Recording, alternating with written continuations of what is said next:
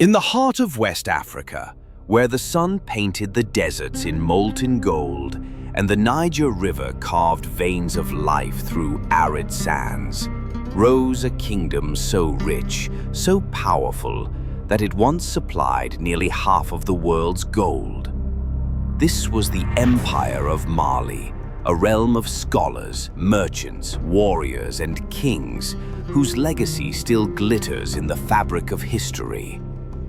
The story begins in the 13th century, during a time of shifting power. In the savannah lands once ruled by the Ghana Empire, a new force emerged from the fringes. A man named Sundiata Keita, born crippled and underestimated, rose to greatness after uniting the Mandinka people. His victory at the Battle of Karina in 1235 marked the fall of the Soso kingdom and the rise of Mali. Under Sundiata's leadership, the Mali Empire expanded its borders to include much of present-day Mali, Senegal, Gambia, Guinea, and parts of Niger and Burkina Faso.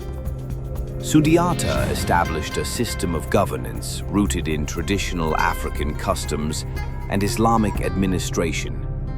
At its core was a balance.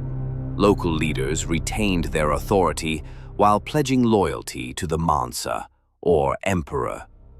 Trade routes flourished, and the empire's heart began to beat with wealth. But it was not just salt, cola nuts, or slaves that made Mali rich. It was gold. Beneath Mali's soil lay veins of precious metal, gold so abundant that the empire soon became the largest producer in the world. From the mines of Bambouk, Bouré, and Galam, thousands of miners toiled to bring forth the gleaming treasure that would fund armies, mosques, schools, and entire cities. Camel caravans, long and winding like serpents of the desert, carried gold dust and nuggets across the Sahara to North Africa. There, Berber traders exchanged it for textiles, horses, and salt from the Tagaza mines. From Morocco, the gold reached the Mediterranean world, and from there it poured into the markets of Europe, Arabia, and beyond. By the 14th century, it was said that Mali supplied nearly half of the world's known gold. Its capital, Niani, was a hub of culture and wealth, though it was eclipsed in fame by a city whose name would echo through history: Timbuktu. No tale of Mali can be told without its most legendary ruler, Mansa Musa, who reigned from 1312 to 1337. Revered not only as a mighty king but as a pious Muslim, Musa inherited a realm flush with gold and expanded it further, bringing under his control vital trade cities such as Gao and Timbuktu. But it was his pilgrimage to Mecca in 1324 that made him a figure of global legend. He left Mali with an entourage said to number 60,000 people, including 12,000 slaves, 100 camels each bearing up to 300 pounds of gold, and heralds who distributed gold to the poor along the way. In Cairo, his generosity destabilized the local economy. Gold lost value for over a decade due to the sudden influx. European cartographers, amazed by tales of this African king dripping in gold, began to include him in their maps. On the 1375 Catalan Atlas, Mansa Musa is depicted sitting on a throne, a golden crown on his head, a nugget in hand, the richest man who had ever lived. Though gold was the source of Mali's power, its true treasure was knowledge. Timbuktu, captured by Musa during his expansion, became a beacon of Islamic learning and culture.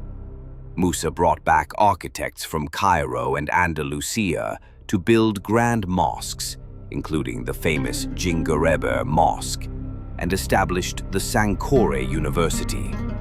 Students, scribes, and scholars came from across Africa and the Middle East to study astronomy, law, theology, and medicine. Libraries flourished, manuscripts written in Arabic and Ajami filled shelves, treatises on astronomy, poetry, philosophy, and trade regulations. At its peak, Timbuktu housed more than 25,000 students and a wealth of over 700,000 manuscripts. For centuries, the city was a lighthouse in the desert, proof that Mali's empire was not only rich in gold, but in spirit and intellect. Mali's success depended on the arteries of trade that crossed the Sahel and Sahara. Gold traveled north to the Mediterranean, salt and textiles came south. From the east came Islamic scholars, traders from Arabia and Persia, bearing not only goods, but ideas. Mali was not isolated. It was connected to a world web of commerce that stretched from Cairo to Venice, from Baghdad to Marrakesh. Trade cities like Djenné, Timbuktu, Gao, and Owalata were bustling markets where traders spoke dozens of languages. Merchants from Mali developed a sophisticated credit and record-keeping system. Oral griots kept history alive, while Islamic judges, the Qadis, ensured laws were upheld.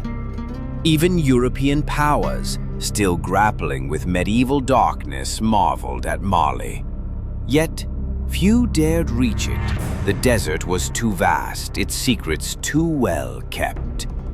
Great empires rarely fall with a single blow. For Mali, decline came in waves.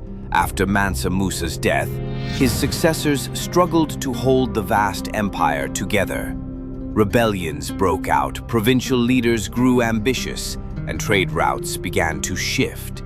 The Songhai Empire, once a vassal state, grew strong and eventually eclipsed Mali under the brilliant leader Sunni Ali in the late 15th century.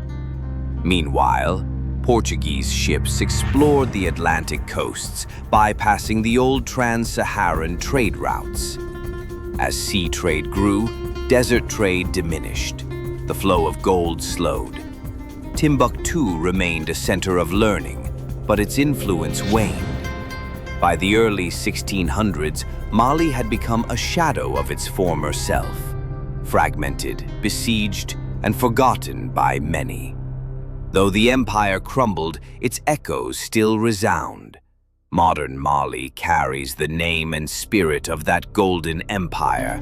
The manuscripts of Timbuktu, hidden for centuries in clay jars and underground vaults, are now being digitized and preserved.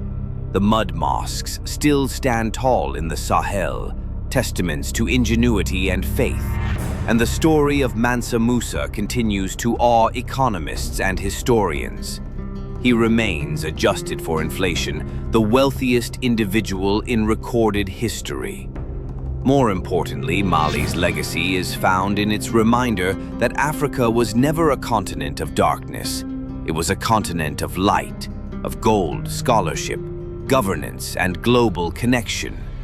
The Mali Empire proves that civilization did not only bloom on the banks of the Nile or the hills of Greece, but also in the plains of West Africa.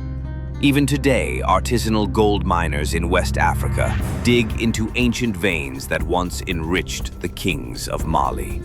They swing their picks and sift the soil, unaware, perhaps, that their ancestors may have done the same 8 centuries earlier, under the banner of Sundiata or Musa. In museums in Europe, coins made from Mali's gold lie in dusty cases, mute witnesses to a time when Africa held the world's purse strings. And in the quiet libraries of Timbuktu, aging hands turn the pages of manuscripts, still deciphering the thoughts of scholars long gone.